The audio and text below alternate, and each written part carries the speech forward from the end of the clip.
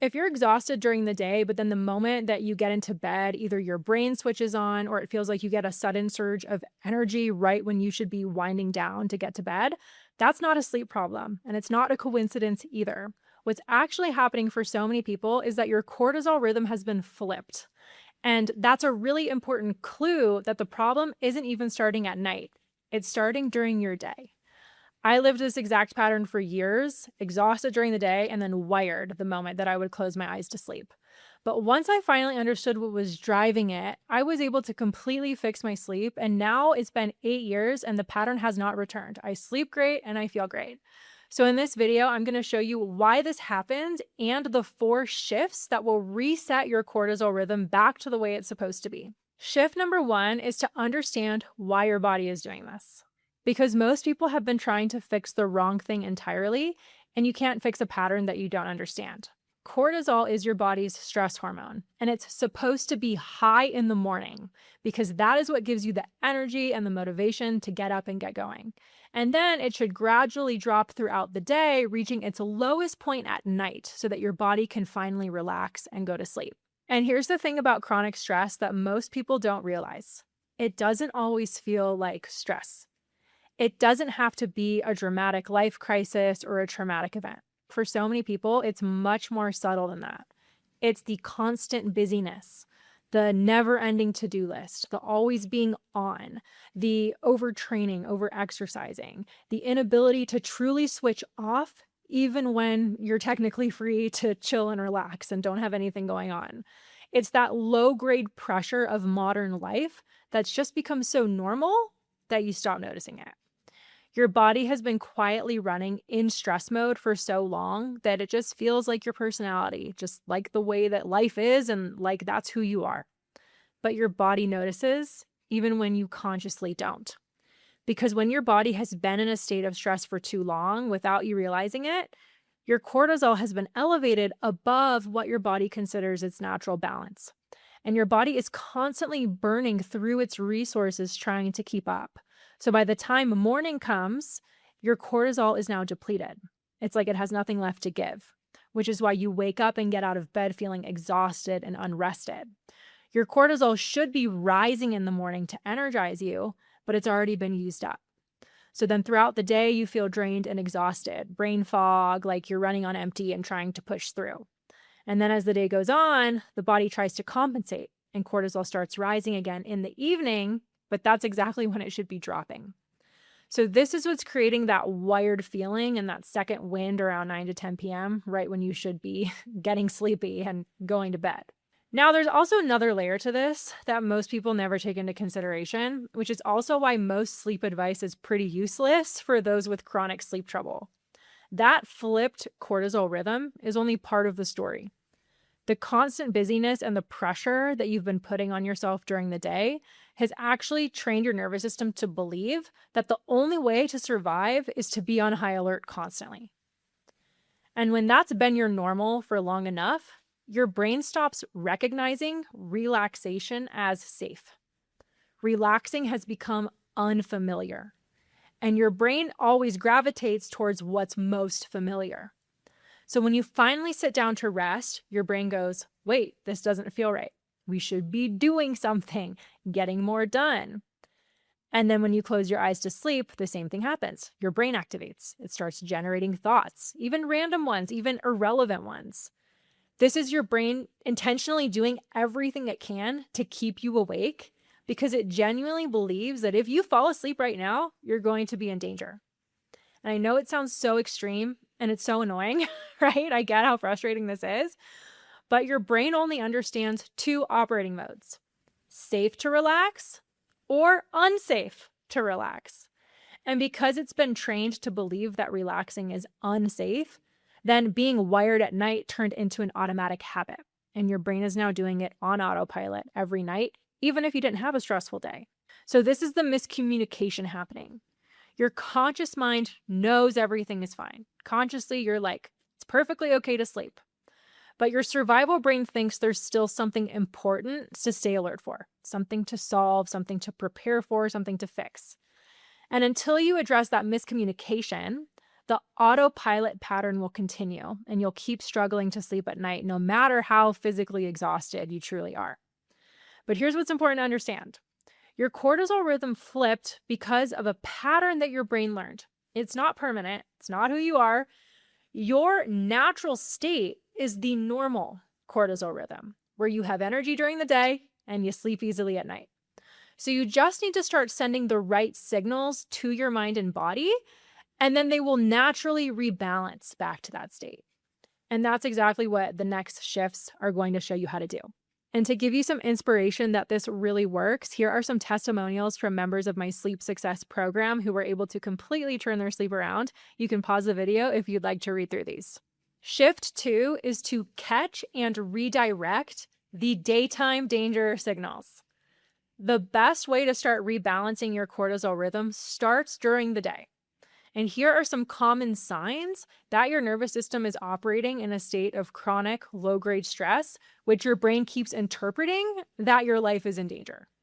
So just take a look and notice how many of these feel familiar. You feel uncomfortable doing nothing, even on your days off. You're mentally planning or problem solving, even when you're supposed to be relaxing. Maybe you eat lunch while working or scrolling on your phone. You check your phone first thing in the morning before getting out of bed. You feel anxious when you haven't responded to messages quickly enough.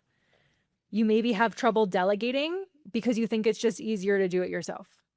You say yes to things that you actually don't want to do because maybe you feel guilty saying no. You worry about things that are completely out of your control. You hold your breath or you notice that you're breathing shallowly during the day. So if you're checking off most of these, drop a comment below and let me know which one of these hit the hardest. Because this is the key piece. This is the key piece of what's been perpetuating the cycle. And your awareness of these tendencies is the first step to changing it. So here's what you need to start doing. You start deliberately sending your brain the opposite message during the day. So every time you slow down, every time you create blank space in your schedule, every time you allow yourself to just exist without doing anything productive, you are actively signaling to your survival brain that it is safe to stand down. And when your survival brain stands down during the day, your cortisol drops at the right time, which means by the time you get into bed, it's already low enough for sleep to happen naturally. So here's what this actually looks like in practice. What you can do is you can start building intentional blank space into your day. Stop overscheduling. Like intentionally create time where there's nothing happening. Just exist. Sit outside, go for a slow walk. Let your mind wander without stimulation from your phone or any technology. You can also just slow down your physical movements. So notice when you're rushing. Notice when you're rushing and consciously move slower, walk slower, eat slower. Just do one thing at a time instead of multitasking. Rushing isn't faster. Rushing actually is slower. Because think of a time when you were rushing to get out the door and you just ended up dropping something or you forgot something. Slow and intentional is actually more effective and more efficient. Just start practicing existing. Most people have completely forgotten how to just be without doing. Even just 5 minutes of sitting quietly with no phone, no agenda, no task, just be present, stare out the window, stare off into space. I don't really care what it is, but that sends a powerful signal to your survival brain that we are safe, we have time, nothing is on fire. And every time that you do this during the day, you are actively retraining your mind and body to feel safe doing less. And that is how you start flipping your cortisol rhythm back. Quick side note, if you've been struggling with your sleep for months or years, you're definitely going to want to watch my free masterclass too. This is where I go deep into the exact strategy I teach my clients to end chronic insomnia for good, including the subconscious ways you've accidentally been sabotaging your sleep without even realizing it. That link is in the description. Now, shift 3 is to intercept the second wind before it happens. Most people wait until they're already feeling wired or anxious, and then they try to calm their body back down. But by that point, that cortisol spike has already happened, and it's much harder to bring down at that point. So the key is to start signaling safety to your nervous system before the spike hits. That second wind usually happens around the same time every night. And because it's predictable, you can intercept it before it happens. So if your second wind typically shows up around 9:30, start winding down at 8:30 or 8 o'clock. Get ahead of it, because a nervous system that receives a safety signal before that spike is a nervous system that doesn't even need to spike in the first place. So what does that wind down actually look like? First, it's super simple. Just disconnect from anything that your brain could interpret as important or urgent. No emails, no to-do list, no problem solving, no planning, no talking to anybody. I mean, obviously the people that you live with, but I really suggest avoiding texting, avoiding phone calls. Because every time you engage with something that feels important, your survival brain just goes, well, we're not done yet. Let's stay alert. And that keeps your cortisol elevated when you want it to be dropping. So just be intentional about what you're consuming in the evening. Your brain doesn't know the difference between a stressful TV drama or like a murder mystery and a stressful real life situation. So if you're watching something intense or you're doom scrolling through the news right before bed, your nervous system is responding to that as if it's real and important right now. So choose something else that genuinely feels more relaxing and lighthearted, something that sends your brain the message that the world is safe and everything is okay.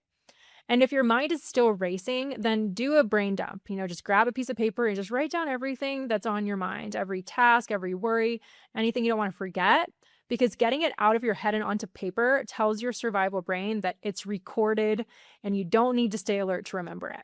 And that one simple thing can bring your cortisol down significantly before you even get into bed. So the goal is simple.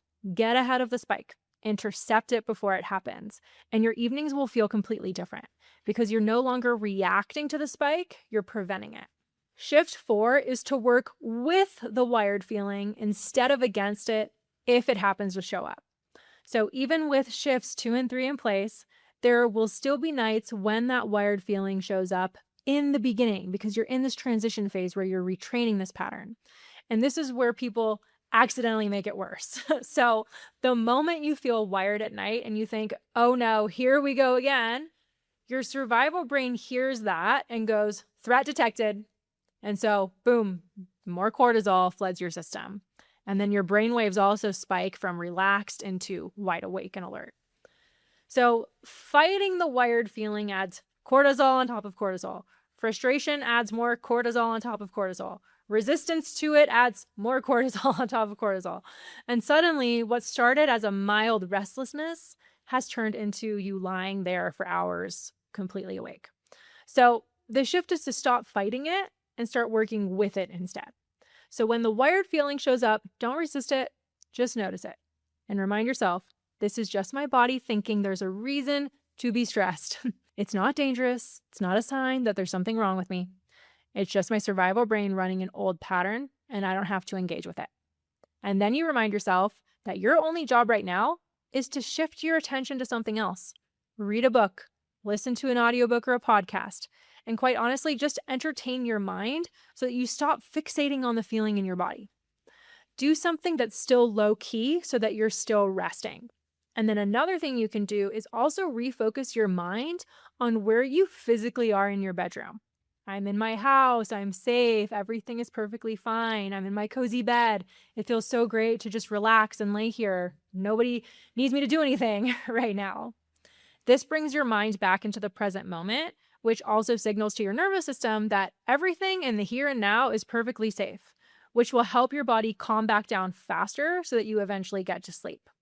When you stop fighting that wired feeling, when you remove the emotional resistance and the frustration around it, the wired feeling starts to dissolve all on its own, and then sleep shows up naturally in its place.